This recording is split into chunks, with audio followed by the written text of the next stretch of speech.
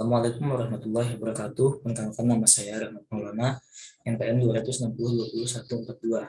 Di sini saya akan menjelaskan atau menceritakan sejarah Islam atau diapu oleh dosen Bapak Insinyur Adi Surga STMT yang berjudul Syekh Muhammad Arsyad Al-Banjari, pelopor pengajaran hukum Islam di Kalimantan Selatan. Syekh Muhammad Arsyad Al-Banjari adalah pelopor pengajaran hukum Islam di Kalimantan Selatan. Ia sempat menuntut ilmu agama Islam di Mekah. Sekembalinya pulang ke kampung halaman, hal pertama yang dikerjakannya adalah membuka tempat pengajian, semacam pesantren bernama Dalam Pagar. Kisah tempat pengajian ini diutarakan dalam buku seri pertama Intelektual Pesantren, Potret Tokoh dan Cakrawala Pemikiran di Era Pertumbuhan Pesantren. Terbitlah Dipa Pustaka, Jakarta. Mulanya tulisan buku itu, lokasi ini berupa sebidang tanah kosong yang masih berupa hutan belukar pemberian Sultan Tahmidillah, penguasa Kesultanan Banjar saat itu. Syekh Muhammad Arsyad menyulap tanah tersebut menjadi sebuah perkampungan yang di dalamnya terdapat rumah, tempat pengajian, perpustakaan, dan asrama para santri. Sejak saat itu, kampung yang baru dibuka tersebut didatangi oleh para santri dari berbagai pelosok daerah. Kampung baru ini kemudian dikenal dengan nama Kampung Dalam Pagar. Disitulah diselenggarakan sebuah model pendidikan yang mengintegrasikan sarana dan prasarana belajar dalam satu tempat yang mirip dengan model pesantren. Gagasan Syekh Muhammad Arsyad ini merupakan model baru yang belum ada sebelumnya dalam sejarah Islam di Kalimantan masa itu. Pesantren yang dibangun di luar kota Martapura ini bertujuan untuk menciptakan lingkungan yang kondusif bagi proses belajar mengajar para santri. Selain berfungsi sebagai pusat keagamaan, di tempat ini juga dijadikan pusat pertanian.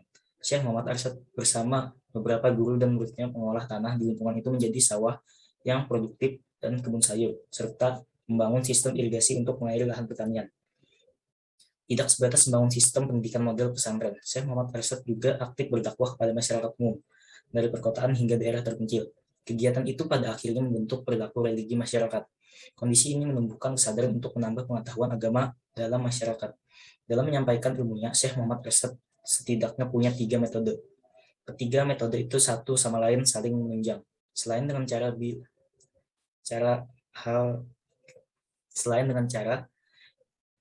tersebut, yakni keteladanan yang direfleksikan sebagai tingkah laku, gerak-gerik, dan tutur kata sehari-hari yang disaksikan langsung oleh murid-muridnya.